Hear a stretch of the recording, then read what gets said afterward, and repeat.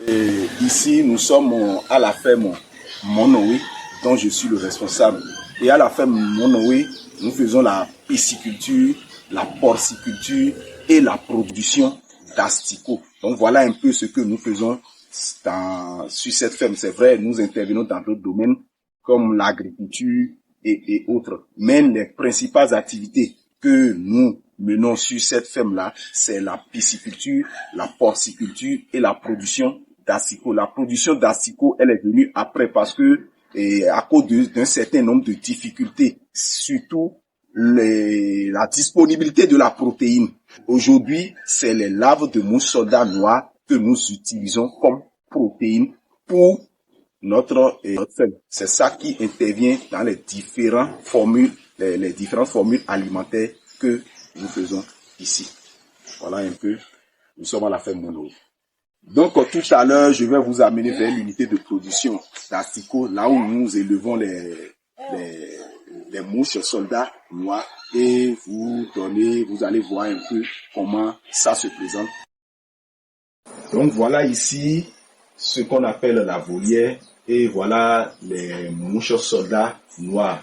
La volière, ici on a une volière d'environ 16 mètres cubes.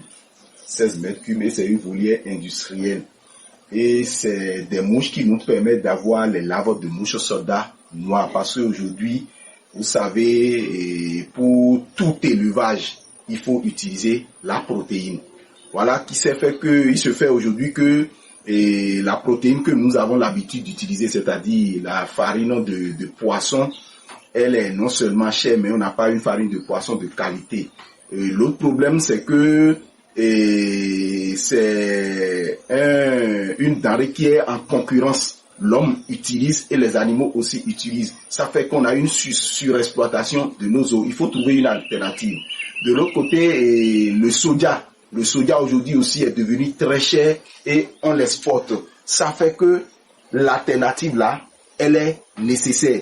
Et quand les gens sont commencés par chercher des solutions, on est tombé sur les mouches soldats noirs. Ce sont ces mouches-là qu'on a retenues parmi les insectes étudiés. Pourquoi on l'a retenue? Parce qu'elle a un cycle de développement très court et elle produit assez de larves en un temps record. Parce que vous pouvez, avec ce que vous voyez ici, si vous avez votre unité de production, vous investissez dedans, vous pouvez produire des tonnes par semaine.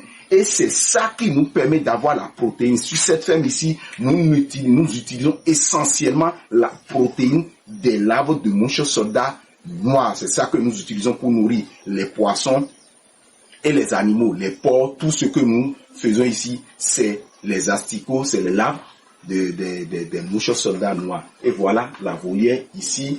Vous voyez qu'il y a une disposition dans cette volière.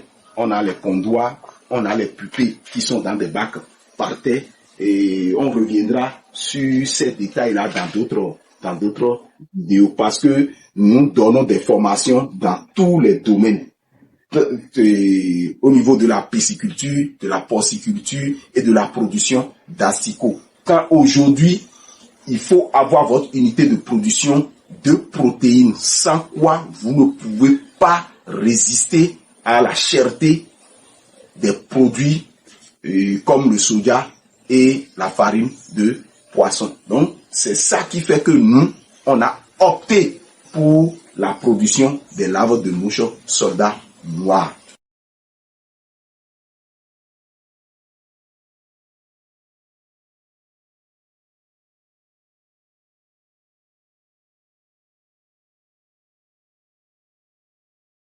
Ici, nous sommes à l'écloserie. Quand on va chercher, on va faire la récolte des œufs au niveau de la volière là-bas, les œufs que nous donnent les mouches soldats noirs. C'est ici qu'on fait l'éclosion de ces œufs. Donc ici, nous sommes à la salle d'incubation.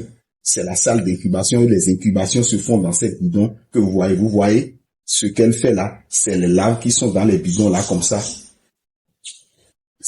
On a déjà passé l'étape d'éclosion et on attend quelques jours pour les envoyer au grossissement dans les fosses. Donc voilà, ici, on fait l'incubation des œufs que nous récoltons là-bas de la volière.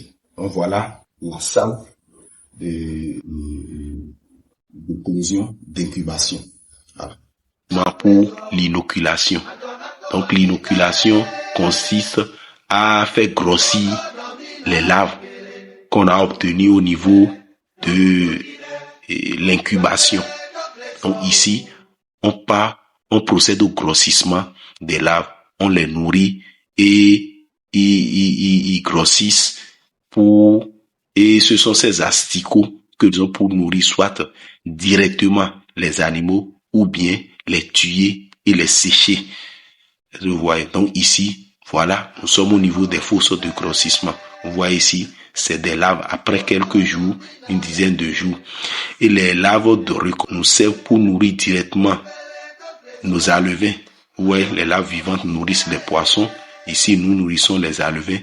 Puisqu'on commercialise aussi les alevins, avec les larves, on a de très bons rendements. Soit on prend les larves séchées qu'on transforme en farine, qu'on donne aux alevins, ça donne aussi de très bons rendements. Ça donne de très bons rendements. Les poissons sont nourris aux larves naturellement. Ici, on a déjà tué les larves à la vapeur. On les lave pour les envoyer au séchage. Voilà. Et ces larves tuées peuvent nourrir directement les porcs. On va nourrir les porcs avec ces larves qu'on a tuées à la vapeur. Vous voyez comment les porcs en raffolent? C'est ça. Et ça vous permet d'avoir un très bon rendement.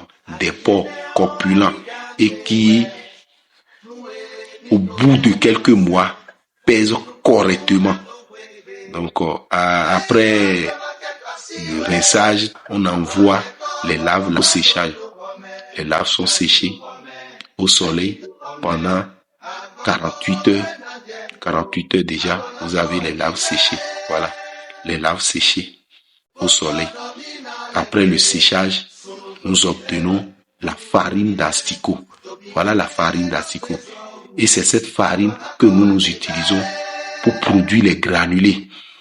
Voilà, ça nous permet de produire les granulés et l'aliment de poisson.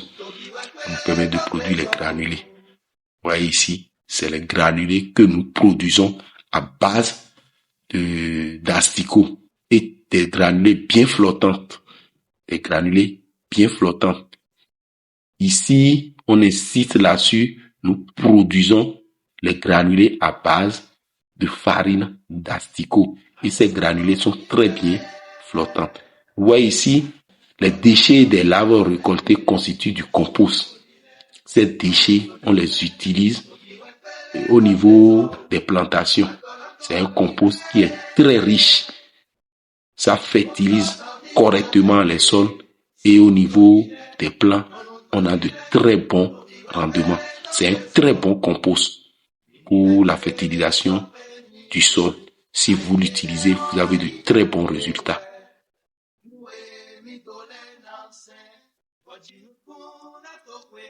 Merci de nous avoir suivis. Si vous êtes nouveau sur notre chaîne, abonnez-vous, likez, partagez notre vidéo.